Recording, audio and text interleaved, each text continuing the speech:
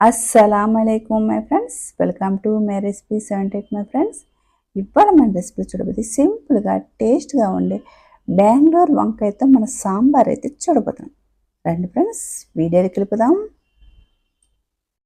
ముందుగా 4 బెంగళూరు వంకాయని ఇలాగ తీసుకోవాలి. ఇలా తీసుకున్న తర్వాత ఇప్పుడు మనం అలాగే 150 గ్రాములు కందిపప్పు.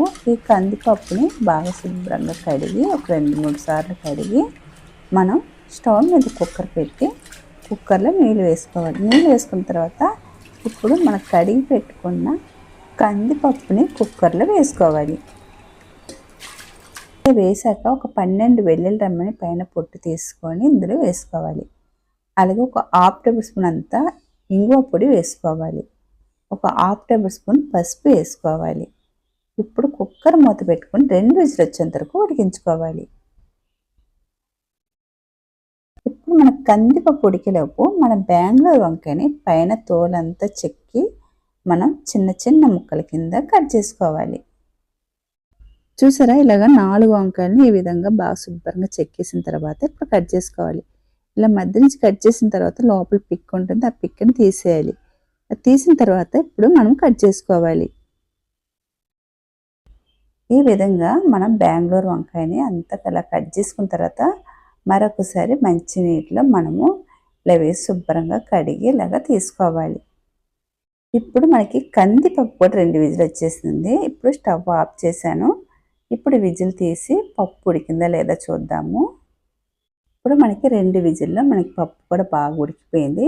ఇలా ఉడికిపోయిన పప్పుని పక్కన పెట్టేసి ఇప్పుడు స్టవ్ మీద మరో కళాయి పెట్టేసి ఇందులో కొద్దిగా ఆయిల్, కొద్దిగా మెంతులు, కొద్దిగా ఆవాలు, కొద్దిగా జీలకర్ర.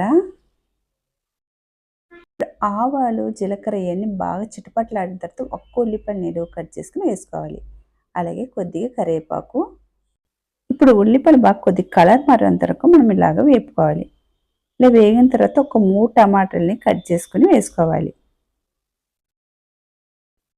ఇలా కొద్ది టమాటాలు మగ్గిన తర్వాత ఇందులో కొద్దిగా కొత్తిమీర వేసుకోవాలి. అలాగే పచ్చిమిరపకాయలు. ఇప్పుడు అన్నీ వేసిన తర్వాత ఒక్క నిమిషానికి మనం ఇలా కలుపుకోవాలి. ఇలా కలుపుకున్న తర్వాత మనం కట్ చేసి పెట్టుకున్న బెంగళూరు వంకాయని ఇప్పుడు ఇందులో వేసుకోవాలి. ఇలా వంకాయ వేసిన తర్వాత ఒక 1/2 టేబుల్ స్పూన్ పసుపు వేసుకోవాలి. ఇలా వేసుకున్న తర్వాత బాగా కలుపుకోవాలి. ఇప్పుడు మనము ఈ వంకాయకి సరిపడినంత సాల్ట్ వేసుకోవాలి. 1 టేబుల్ స్పూన్ ధనియాల పొడి, సరిపడ కారము, 1 టేబుల్ స్పూన్ సాంబార్ పొడి, 1 టేబుల్ స్పూన్ గరం మసాలా. ఇప్పుడు ఇలా అన్నీ వేసుకున్న తర్వాత ఒకసారి బాగా ఇలా కలుపుకోవాలి. ఇప్పుడు ఇలా బాగా కలుపుకున్న తర్వాత ఇందులో ఒక 1/2 లీటర్ అంతా నీళ్ళైతే వేసుకోవాలి. ఇలా నీళ్ళు వేసుకొని ఒకసారి బాగా కలుపుకొని మూత పెట్టేసి ఒక 10 నిమిషాలకి మనము బాగా ఉడికించుకోవాలి. ఇప్పుడు మనకి 10 నిమిషాలు అయితే అయిపోయింది. ఉడికిందా లేదా చూద్దాము. ఇలాగ స్పూన్ తోటి ఇలా చూస్తే చూడండి ఎంత మెత్తగా ఉడికిపోయిందో. బాగా ఉడికిపోయింది కదా. ఇలా ఉడికిపోయిన తర్వాత ఇప్పుడు మనం ఉడికించి పెట్టుకున్న ఇప్పుడు ఆ కందిపప్పుని ఇందులో వేసుకోవాలి. ఈ కందిపప్పుని అంతా ఇప్పుడు ఇందులో వేసుకుందాము. వేసుకున్న తర్వాత బాగా కలుపుకుందాము. ఇలా కలుపుకున్న తర్వాత ఉప్పు కారం సరిపోయిందా చూసుకొని వేసుకోవాలి. వేసుకున్న తర్వాత ఒక చిన్న సైజు నిమ్మకాయ సైజు అంత చింతపండు తీసుకొని బాగా పిసికి ఆ రసాన్ని ఇప్పుడు ఇందులో వేసుకోవాలి. చింతపండు రసం ఎక్కువ వేసామనుకోండి బెంగళూరు సాంబార్కు అంతగా టేస్ట్ బాగోదు.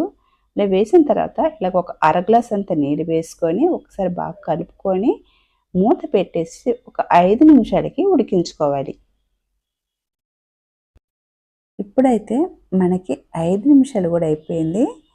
మన బెంగళూరు వంకాయ సాంబార్ అయితే రెడీ అయిపోయింది.